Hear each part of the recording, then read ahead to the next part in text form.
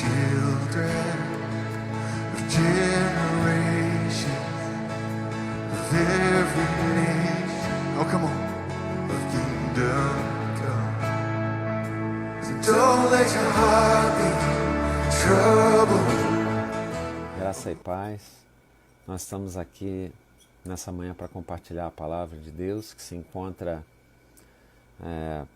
no texto de Atos dos Apóstolos, no capítulo 17, a partir do versículo de número 16. Vamos estar lendo essa palavra. O discurso de Paulo em Atenas. Enquanto Paulo os esperava em Atenas, o seu espírito se revoltava em face da idolatria dominante na cidade. Por isso, falava na sinagoga com os judeus e gentios piedosos, também na praça todos os dias com os que se encontravam ali. E alguns dos filósofos epicureus e estoicos discutiam com ele, havendo quem perguntasse: que quer dizer esse tagarela? Outros diziam: parece pregador de deuses estranhos. Diziam isso porque Paulo pregava Jesus e a ressurreição. Então, tomando-o consigo, levaram-no ao Areópago, dizendo: podemos saber que nova doutrina é essa que você ensina? Pois você nos traz aos ouvidos coisas estranhas e queremos saber o que vem a ser isso. Acontece que todos de Atenas e os estrangeiros residentes não se ocupavam com outra coisa senão dizer ou ouvir as últimas novidades. Então Paulo, levantando-se no meio do Areópago, disse: Senhores atenienses, percebo que em tudo vocês são bastante religiosos, porque andando pela cidade observando os objetos de culto que vocês têm, encontrei também um altar no qual aparece a seguinte inscrição: ao Deus desconhecido. Pois esse que vocês adoram sem conhecer é precisamente aquele que eu lhes anuncio. O Deus que fez o mundo e tudo que nele existe, sendo ele Senhor do céu e da terra, não habita em santuários feitos por mãos humanas, nem é servido por mãos humanas, como se precisasse de alguma coisa, pois ele mesmo é quem a todos dá vida, respiração e tudo mais. De um só homem fez todas as nações para habitarem sobre a face da terra, havendo fixado os tempos previamente estabelecidos e os limites da sua habitação, para buscarem Deus, se porventura, tateando, o possam achar, ainda que não esteja longe de cada um de nós, pois nele vivemos, nos movemos e existimos, como alguns dos poetas de vocês disseram, porque dele também somos geração. Portanto, visto que somos geração de Deus, não devemos pensar que a divindade é semelhante ao ouro, à prata ou à pedra, trabalhados pela arte e imaginação do homem. Deus não levou em conta os tempos da ignorância, mas agora ele ordena a todas as pessoas em todos os lugares que se arrependam, porque Deus estabeleceu um dia em que julgará o mundo com justiça por meio de um homem que escolheu, e deu certeza disso a todos, ressuscitando dentre os mortos. Oremos ao Senhor. Nosso Deus e Pai, nós somos gratos a Ti pelas Tuas misericórdias que se renovam a cada dia, conforme diz a Tua palavra, Senhor. Que essa mesma palavra, que é a verdade, possa estar em nós nessa manhã, nos ensinando e nos alimentando. Nós te oramos no nome de Jesus. Amém. Bom, queridos, essa passagem de Paulo em que ele chega a Atenas, depois de ter passado em Bereia, marca alguns conceitos importantes na vida daquele que é discípulo e discípula de Jesus, aqueles que creem em Jesus. Paulo, num primeiro momento, quando ele entra em Atenas, ele se depara dentro da cidade. Ele vai passando e vai vendo na cidade uma série de estátuas, uma série de como colocado no texto aqui, de ídolos construídos, né, para adoração. E ele permanece a sua missão ali naquele lugar, que é compartilhar das verdades de Deus, compartilhar do Evangelho de Jesus Cristo. e faz isso tanto na sinagoga, no templo, como também faz isso na praça pública, todas as tardes, como está dito no texto, né? Os filósofos, alguns dos filósofos, os epicureus e os estoicos, se interessavam. A filosofia, ela sempre teve uma ênfase forte na Grécia, particularmente em Atenas, e uma vez que o discurso de Paulo, a doutrina, como eles dizem aqui, de Paulo soa estranho para eles, soa como uma novidade, eles se aproximam e querem entender qual é a fonte do discurso de Paulo, né? Os filósofos epicureus, eles têm uma linha original em Epicuro, no sentido da valorização da vida de paz, de abrir mão de alguns prazeres, para que possa ter uma vida bem, como nós diríamos hoje, bem zen, né? Quase uma vida monástica,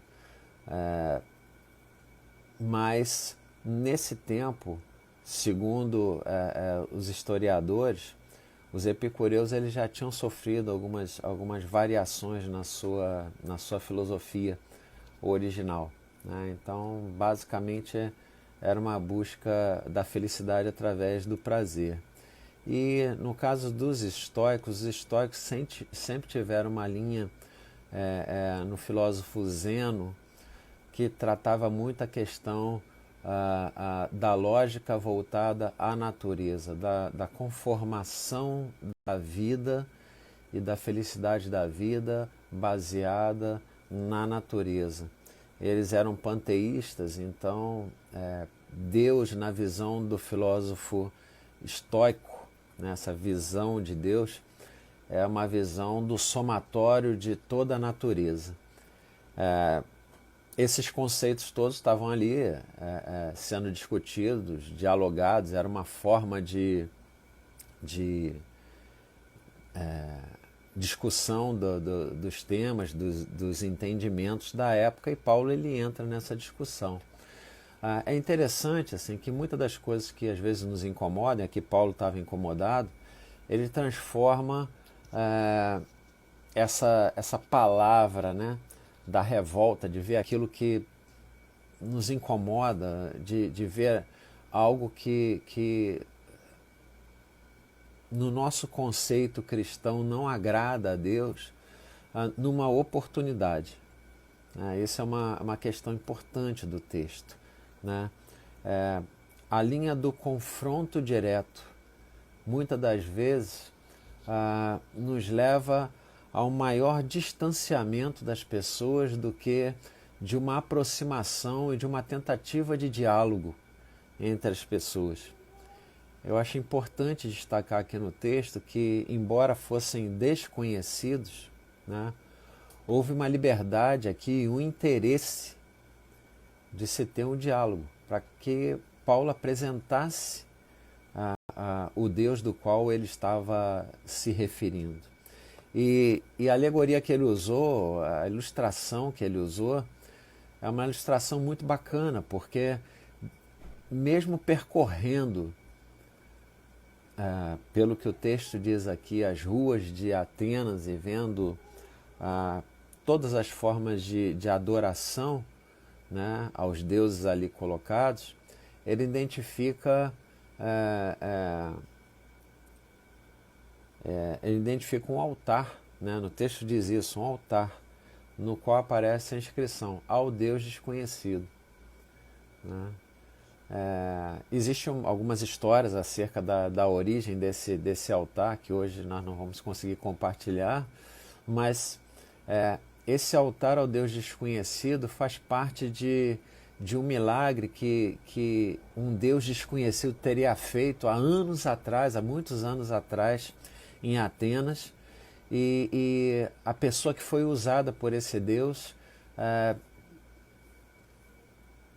não teve referência, não se soube a respeito dela. Então, como eles não sabiam o que dizer, o que colocar, só sabiam do que ele tinha feito, então eles estabeleceram esse lugar para lembrança.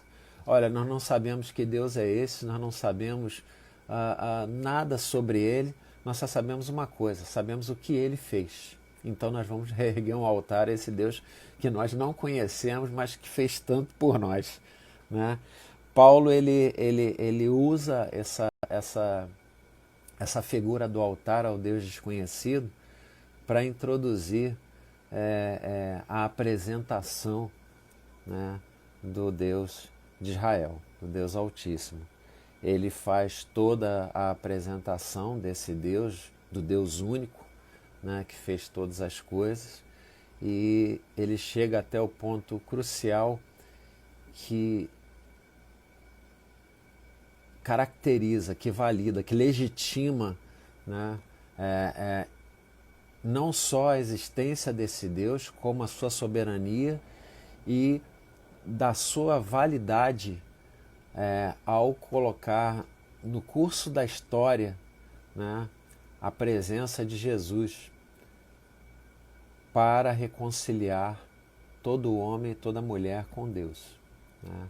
E quando ele chega nessa parte do texto em que ele apresenta Jesus e principalmente a ressurreição, o texto a partir do versículo 32, ele diz que algumas pessoas começam a zombar, elas não entendem, que é isso, uma pessoa morreu e ressuscitou, como é que funciona isso? Isso não tem precedente, né? Mas a palavra também diz que algumas pessoas zombam, algumas pessoas vão embora, né, e dizem, olha, acerca dessas coisas te ouviremos em outro momento. Mas algumas pessoas seguem a Paulo, acreditam nessa palavra e são transformadas por essa palavra. Nessa manhã nós entendemos que esse texto é um texto precioso para nós, porque muitas das vezes nós podemos nos deparar com um Deus em que nós servimos de uma forma rotineira, mecânica, religiosa, eu diria, né? No sentido de fazer um ritual para esse Deus, fazer uma rotina de relacionamento com esse Deus, mas muito distante da relação que Deus quer ter conosco. Eu acho que no texto a grande palavra que nós temos aqui é a palavra do diálogo, né? De poder conversar com todas as pessoas, com aquelas que são da mesma religião que nós, né? Das pessoas que não são da mesma religião que a nossa, né? Entender o lugar de onde as pessoas falam, mas também mostrar qual é o lugar do qual nós estamos falando. Para aqueles, aquele Deus era um Deus desconhecido. E para nós, esse é um Deus conhecido.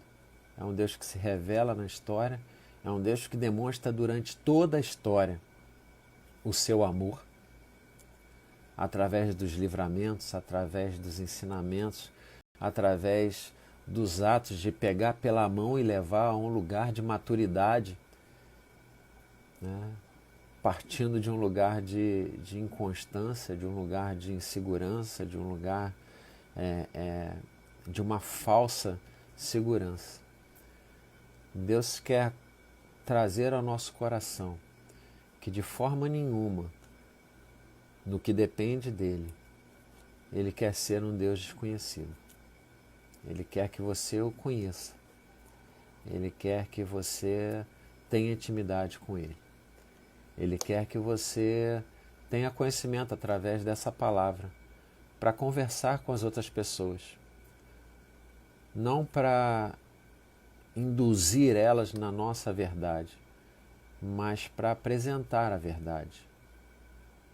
E esperar que o Espírito Santo de Deus, que sonda os corações, possa fazer morada em todos, possa fazer morada em nós, para que nós possamos ser discípulos e discípulas de Jesus, capazes de entrar nos lugares, de dialogar com as pessoas e apresentar aquilo que está em nós, Jesus Cristo.